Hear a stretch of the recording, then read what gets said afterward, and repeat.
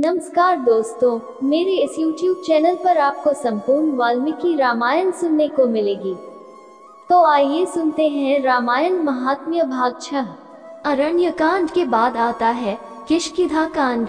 अरण्यकांड में वासना का नाश हुआ है। फिर किष्किंधा कांड में सुग्रीव राम की मित्रता हो जाती है।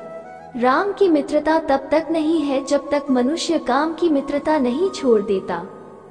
इस कांड में सुग्रीव और राम की मित्रता जीव और ईश्वर के मिलन की कथा है। सुग्रीव जीवात्मा है और राम जी परमात्मा है। जीव और ईश्वर का मिलन तब होता है जब हनुमान जी मध्यस्थ बन जाते हैं। हनुमान जी साथ देते हैं। हनुमान जी ब्रह्मचर्य के प्रतीक हैं। सुग्रीव का अर्थ है जिसका कंठ आवाज अच्छा हो। वाणी की सुंदरता अलंकारों से नहीं, ब्रह्मचर्य और राम नाम से है। जीव शिव का अर्थ है ईश्वर की मैत्री बात की प्रतीत होती है। किंतु जब तक कामनाओं का नाश नहीं हो जाता तब तक हनुमान जी का भी ध्यान नहीं आता।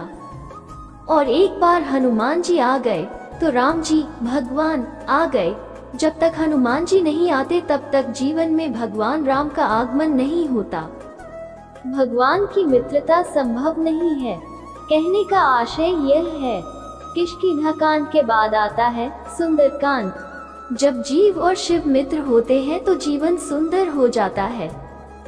सुंदरकांड का सौंदर्य जीवन का सौंदर्य है। इसमें राम भक्त हनुमान की कथा आती है। जैसे भागवत में दशम स्कंद है, वैसे ही रामायण में सुंदरकांड है। सुंदरकांड में हनुमान जी को सीता जी के दर्शन होते हैं। सीता जी पराभक्ति हैं। पराभक्ति केवल वो ही देख सकते हैं जिनका जीवन सुंदर है। बीच में विशालकाय महासागर है, उसे पार करना ही होगा।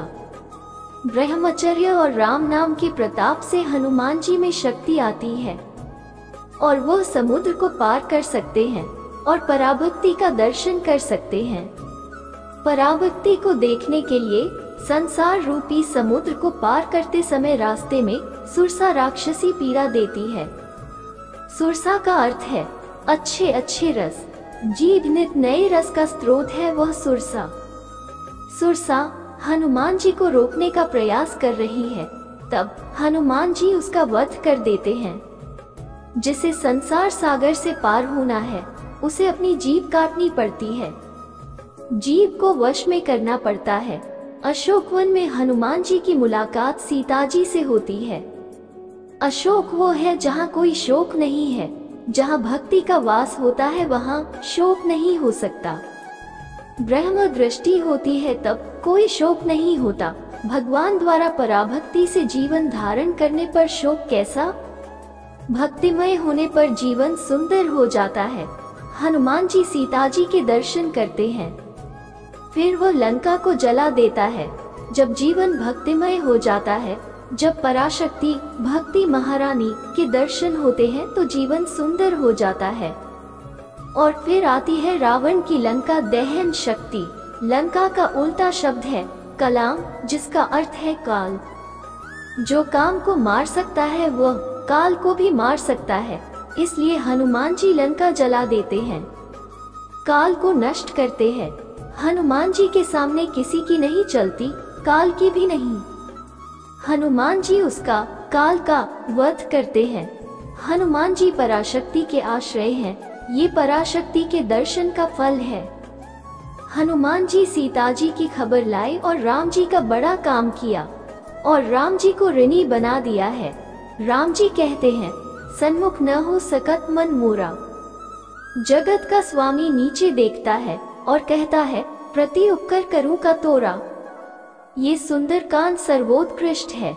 सुंदरकांड के बाद आता है लंका कांड। सुंदरकांड में जीवन सुंदर हो गया। अब तो राक्षसों को हराना ही होगा। काम, क्रोध, लोभ, मद, मत्सर ये सब राक्षस हैं जो जीवन को नष्ट करने के लिए दिन रात प्रयास करता है। उन सबको हराना है। ये सबसे बड़ा पुरुषार्थ है जो कोई इंसान अपने जीवन में कर सकता है। एक लड़ाई लड़नी है और एक लड़ाई जीतनी है। कुंभकर्ण प्रमाद का ही एक रूप है। इंद्रजीत मोह का स्वरूप है। और रावण काम का रूप है। जीवन में सबसे पहले कुंभकर्ण यानी प्रमाद को हरना पड़ेगा, फिर इंद्रजीत यानी मोह को हरना है हमें। मोह को परास्त करने के बाद हमें रावण यानी काम को परास्त करना है, और तब भक्ति का स्वरूप प्रकट होता है। लंका कांड के बाद आता है उत्तरकांड। तुलसीदास जी ने रामायण का सारा सार उत्तरकांड में भर दिया है। उत्तरकांड भक्ति की कथा है। भक्त कौन है? इसलिए कहा जाता है कि जो ईश्वर से एक क्षण के लिए भी अलग नहीं होता वह परम भक्त होते हैं। काक, भूषंडी और गरुड़ ने अपने संवाद में ज्ञान और भक्ति का मधुर मिश्रण किया है। इसमें सगुण ब्रह्म और निर्गुण ब्रह्म की सुंदर चर्चा की गई है और बार बार पढ़ने लायक है। जिन प्राणियों ने राक्षसों यानी कि काम, क्रोध, मोह आदि को हरा दिया है, उन्हें यहाँ ज्ञान भक्ति का उपहार मिलता है। जीवन के 6 सोपान को पार करने के बाद मनुष्य को इस ज्ञान भक्ति का अधिकार प्राप्त होता है। उत्तरकांड में जीवन की अबूझ पहेलियों का समाधान है। कर्म और पुनर्जन्म की अवधारणा कैसे काम करती है, ईश्वर का नियम कितना अटल है जिससे देवता और स्वयं ईश्वर भी बच नहीं सकते, ये दिखाया गया है। यह एक अद्भुत कथा है जिसे बार बार पढ़ा और मनन किया जा सकता है। इस प्रकार तुलसीदास जी ने मानव जीवन के 7 सोपान के बारे में बताया है। राम कथा अमृत का सागर है। इसकी गहराई, क्षेत्रफल, समृद्धि की कोई सीमा नहीं है।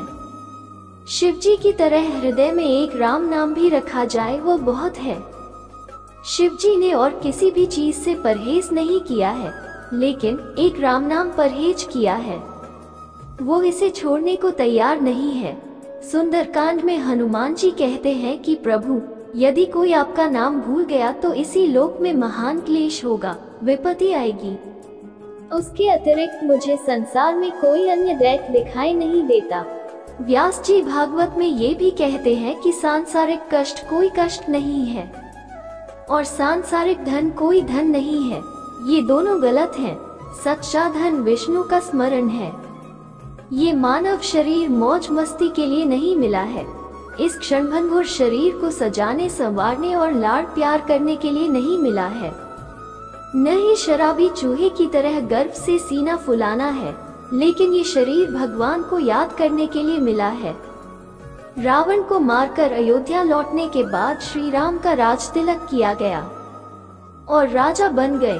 फिर उन्होंने अयोध्यावासियों को उपदेश दिया। इसका अनुवाद तुलसीदास जी ने चौपाई में बहुत सुंदर शब्दों में किया है। एहि तन कर फल विषय न भाई, स्वर्गो स्वल्प अंत सुखदाई, नर तनु पाई विषय मन देही, पलटी सुधा ते सठ विष लेही।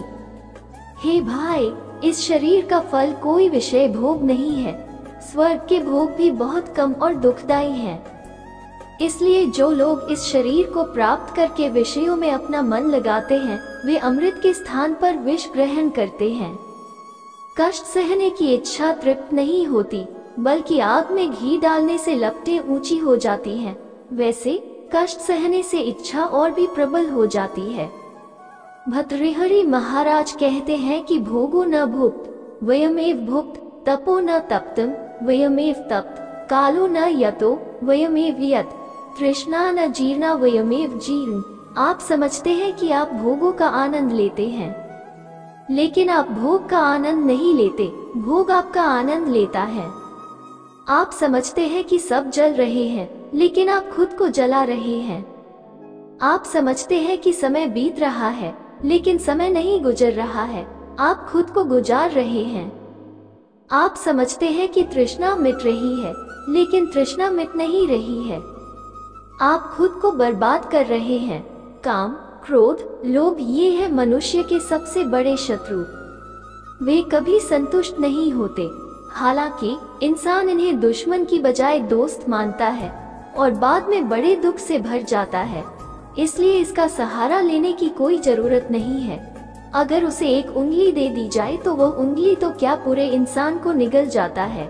हरि की शरण में आए बिना धर्म की पकड़ से मुक्ति नहीं हो सकती, शांति नहीं मिल सकती। कबीर कहते हैं तुम्हें मोती चाहिए तो गहरे पानी में डुबकी लगाओ, किनारे बैठकर टटोलने से मोती नहीं मिलेंगे। यह मोती बहुत कीमती है, लेकिन मोती किसे लेना है? दोस्तों, यही रामायण महात्म्य भाग 6 समाप्त होता है। प्रेम से बोलो। दोस्तों, हमने राम जी को याद किया और उनके भक्त को याद न करें, ऐसा कभी हो सकता है? तो चलो अब हम सब हनुमान चालीसा का पाठ करेंगे।